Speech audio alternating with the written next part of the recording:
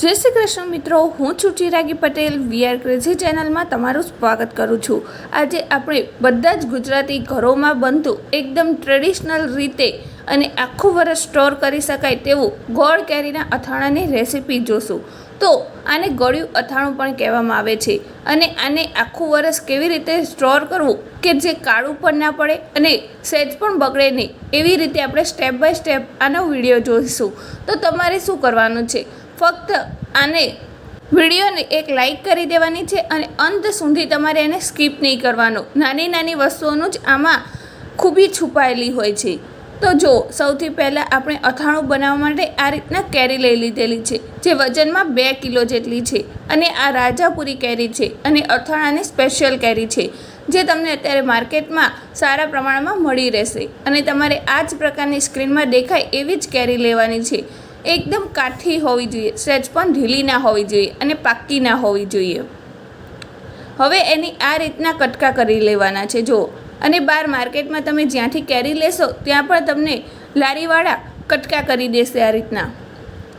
अने पछी तमारे घरे लावीने अने आ रीतना एने सारा पाणी में 2 થી 3 पाणी में धोवानी छे, कारण के जो एमां आवो नानो नानो कचरो रहेलो होय छे। जो हवे आपणे पाणी में एने पहला धोई लईशुं। तो धोवा माटे एक मोटुं वासण लई लीधेलुं छे आपणे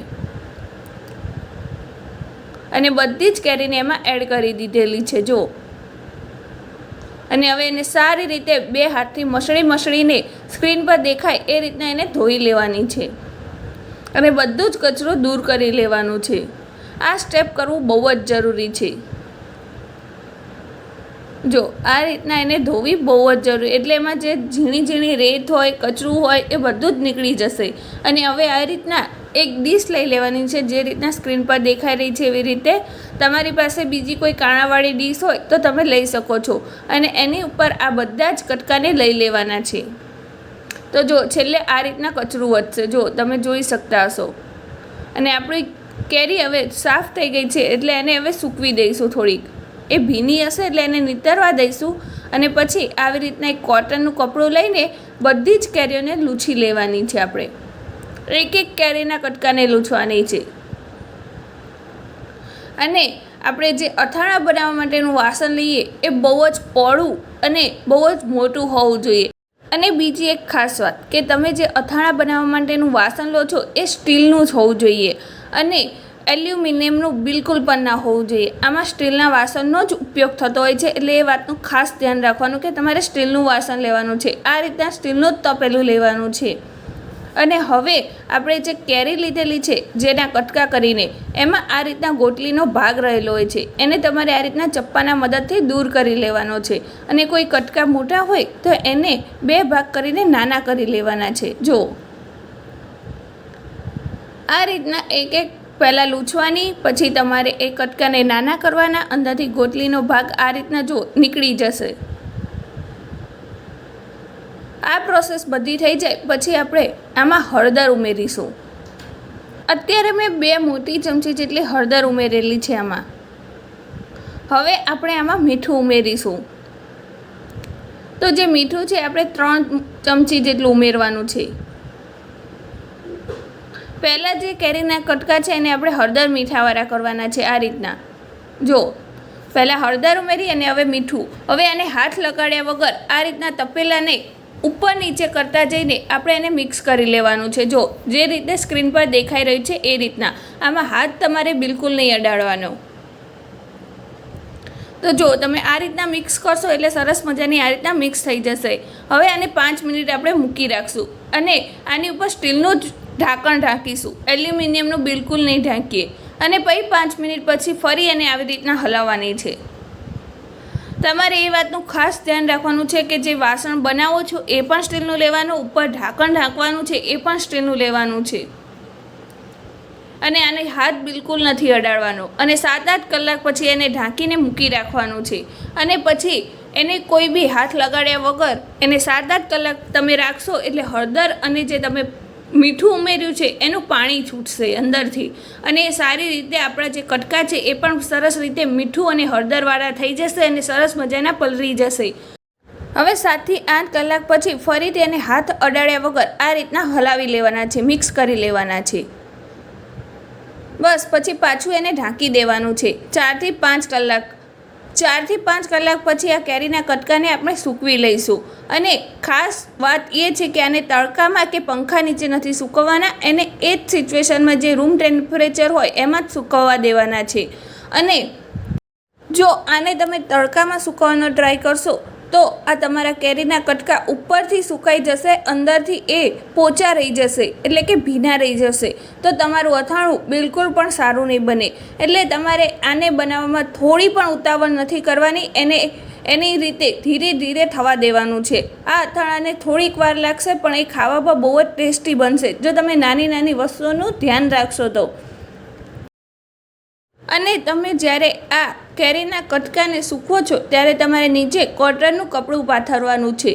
અને પાણી નીતાતા જઈને એકદમ છૂટા છૂટા એના કેરીના કટકાને અલગ અલગ સૂકવવાના છે. ઉપરા ઉપરી એક પણ આવો ના જોઈએ, એને છૂટા છૂટા સૂકવવાના છે.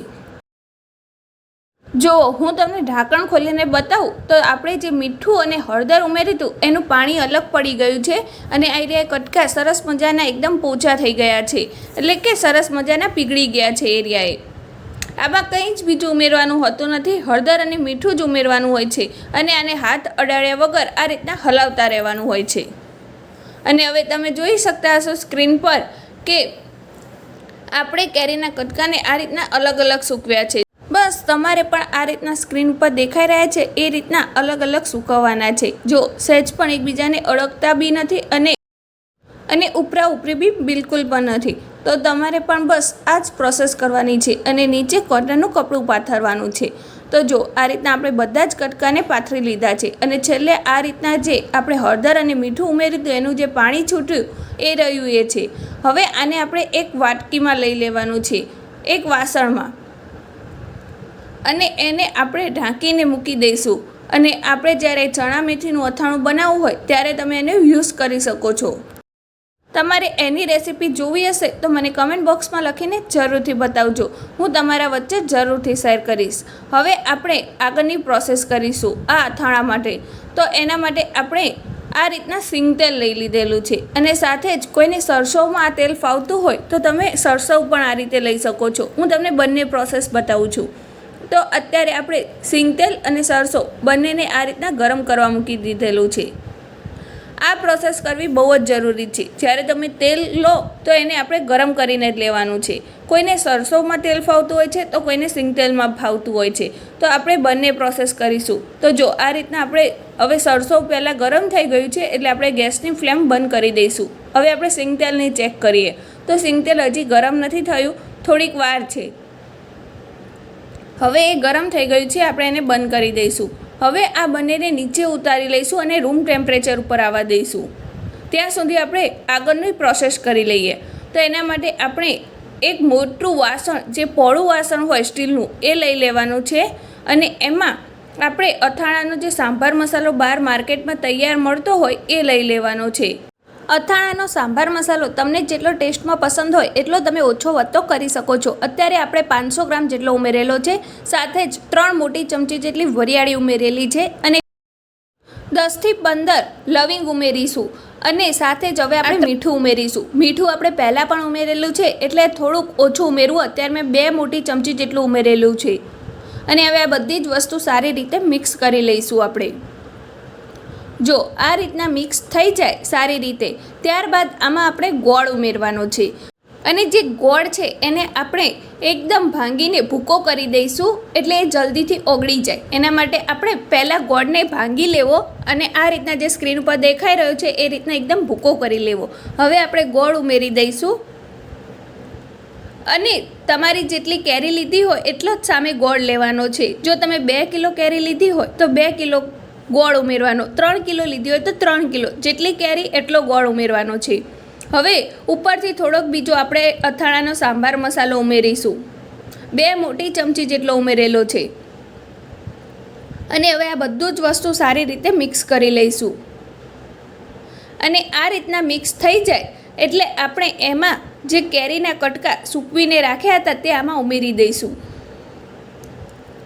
જો આ રીતના સ્ક્રીન ઉપર તમને દેખાઈ રહ્યા છે એ રીતના બધા જ સારી રીતે મિક્સ કરતા જઈને બધા જ ઉમેરી દેવાના છે. અને બને ત્યાં સુધી તમારું જે વાસણ છે એ એકદમ પહોળું લેવાનું છે અને મોટું લેવાનું છે, જેથી તમને હલાવવું સારું ફાવે. તો જો આ રીતના સ્ટેપ બાય સ્ટેપ બનાવશો તો તમારું અથાણું પણ બહુ જ સરસ બનશે અને આખું વરસ લાલ ચટાકેદાર અને રસાવાળું રહેશે. એમાં તમારો ટેસ્ટમાં સહેજ પણ ફેરફાર નહીં થાય અને તમારું અથાણું આખા વરસ સુધી બગડશે પણ નહીં, જો તમે નાની નાની વસ્તુઓનું ધ્યાન રાખશો તો જો આ રીતના આપણે બધા જ કેરીના કટકા ઉમેરી દીધેલા છે અને હવે બધી જ વસ્તુ આપણે સારી રીતે મિક્સ પણ કરી લીધી છે ઉપરથી નીચે કરીને. અને અત્યારે તમને આ સિચ્યુએશન લાગે છે કોરા જેવું લાગે છે, પણ જ્યારે ગોળ ઓગળશે એટલે એનો રસો તૈયાર થશે સરસ મજાનો.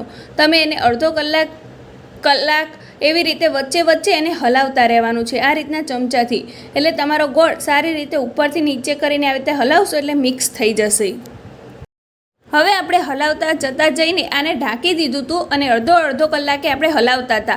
હવે આપણે એની સિચ્યુએશન જોઈએ તો જો આ રીતનું થોડો ગોળ ઓગળી ગયો છે અને થોડોક જ બાકી છે, એટલે આપણે આમાં તેલ ઉમેરી દઈશું જે આપણે ગરમ કરીને રાખ્યું હતું એ. પહેલાં થોડુંક ઉમેરીને એને સારી રીતે મિક્સ કરી લેવાનું ઉપરથી નીચે કરીને. થોડો ગોળ ઓગળે પછી જ આપણે એમાં તેલ ઉમેરવાનું છે અને પછી જો આ રીતના તેલ ઉમેરી જાય પછી એને ઉપરથી નીચે સારી રીતે મિક્સ કરવાનું. અને ઉપરથી મિક્સ કર્યા પછી 3 દિવસ પછી આપણે જોઈશું. 3 દિવસ પછી આપણે આગળનો મસાલો કરીશું અને જ્યાં સુધી વચ્ચેના જે 3 દિવસ છે ત્યાં સુધી તમારે અથાણાને હલાવતા રહેવાનું છે. 3 દિવસમાં ગોળ સારી રીતે સરસ મજાનો મિક્સ થઈ જશે અથાણા સાથે અને એકદમ રસાદાર તૈયાર થશે તમારું અથાણું. અને 3 દિવસ પછી આપણે જે સૂકા લાલ મરચાં આવે છે જે બહાર માર્કેટમાં મળતા હોય છે એ રિયાએ લઈ લેવાના છે અને એને આ રીતના પાણીમાં પલાળી દેવાના છે 1-8 કલાક માટે. જો આ રીતના. અને હવે એને આપણે જે પાણી બહાર રાખ્યું હતું જે હળદર મીઠાવાળું એમાં જ આપણે પલાળ્યા હતા 1-8 કલાક માટે, એ જ પાણીમાં તમારે પલાળવાના છે. હવે આપણે એ મરચાંને સૂકવી દઈશું. એને આપણે પંખા નીચે કે તડકે નથી સૂકવવાના, જે રીતે આપણે કેરીને સૂકવી હતી એ જ રીતે સૂકવી દેવાના છે. અને એ સુકાઈ જાય ત્યારબાદ આપણે આ રીતના તજના ટુકડા લઈ લેવાના છે.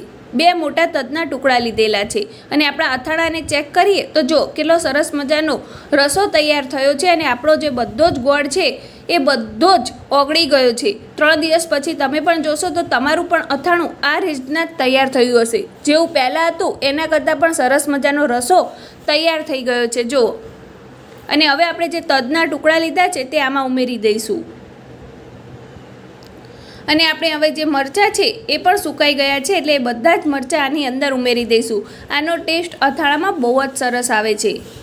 આને પણ તમારી જ રીતે પ્લસ માઇનસ કરવાના છે જેવા તમને ભાવતા હોય એ રીતના. પણ જ્યારે આ ખાવામાં આવે છે ત્યારે બહુ જ સરસ લાગે છે. અને હવે આને સારી રીતે મિક્સ કરી લઈશું. તો જો કેટલું સરસ મજાનું આપણું અથાણું બનીને તૈયાર થઈ ગયું છે, એકદમ લાલ ચટાકેદાર અને તમારા મોઢામાં પણ પાણી આવી ગયું હશે આ અથાણાને જોઈને. તો હવે આપણું અથાણું બરણીમાં ભરવા માટે એકદમ તૈયાર છે. તો એના માટે આપણે જે કાચની બરણી આ રીતની આવતી હોય ચીનાઈ માટેની એ જ લઈ લીધેલી છે, જે અથાણા ભરવા માટે સ્પેશિયલ આવતી હોય છે. તમારે એમાં જ અથાણું ભરવાનું છે. આ રીતની બરણીમાં અથાણું ભરવાથી એને વર્ષ સુધી કશું જ થતું નથી. એ કાળું પણ બિલકુલ નથી પડતું અને એનો રસો પણ સુકાતો નથી. પણ એ વાતનું ખાસ ધ્યાન રાખવું કે તમારે એક બરણી અલગ પણ રાખવાની છે. જ્યારે તમે જમવા બેસો ત્યારે ડાયરેક્ટ આમાંથી અથાણું નથી લેવાનું, તમારે અલગ બાઉલમાં એને નીકાળી લેવાનું છે. એટલે તમારે જો વારે ઘડે તમે એને ખોલવાક કરશો આ બરણીને તો એમાં અથાણું બગડી જશે. એટલે તમારે જ્યારે ખાવા માટે યુઝ કરો તો એને અલગથી બરણીમાં બીજામાં ભરી લેવું. અને હવે આમાં આપણે લીંબુ ઉમેરી દઈશું. આ રીતના 2 લીંબુ આપણે લઈ લીધેલા છે અને એના આ રીતના બિયા કાઢી લેવાના છે. અને આ લીંબુના ટુકડા આપણે અથાણામાં ઉમેરી દઈશું જો આ રીતના.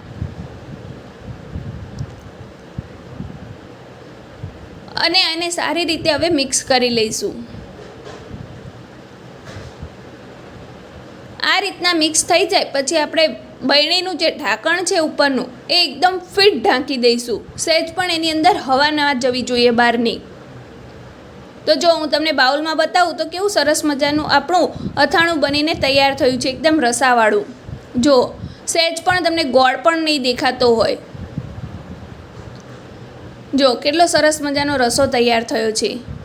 તમને પણ મોઢામાં પાણી આવી ગયું હશે તો તમે પણ આ રીતથી એકવાર બનાવીને જરૂરથી ટ્રાય કરજો. અને આ રેસીપીનો વિડીયો પસંદ આવ્યો હોય તો એને એક લાઇક જરૂર કરી દેજો. તમારા મિત્રો વચ્ચે એને શેર કરવાનું બિલકુલ ના ભૂલતા. અને જ્યારે તમે બરણીને મૂકો અંદર કબાટમાં ત્યારે આવી રીતે લૂછીને મૂકવી, સાફ કરીને મૂકવી, એટલે કોઈ જીવજંત કે કશું જ એની ઉપર ચડે નહીં. એને સાફ કરીને આ રીતના મૂકી દેવી. અને હવે ફિટ બરણીનું ઢાંકણ નાખી દઈશું. કોઈ પણ હવાના કણ બહારથી અંદર ના જાય. અને ઉપર એક કપડું પણ બાંધી દઈશું આપણે,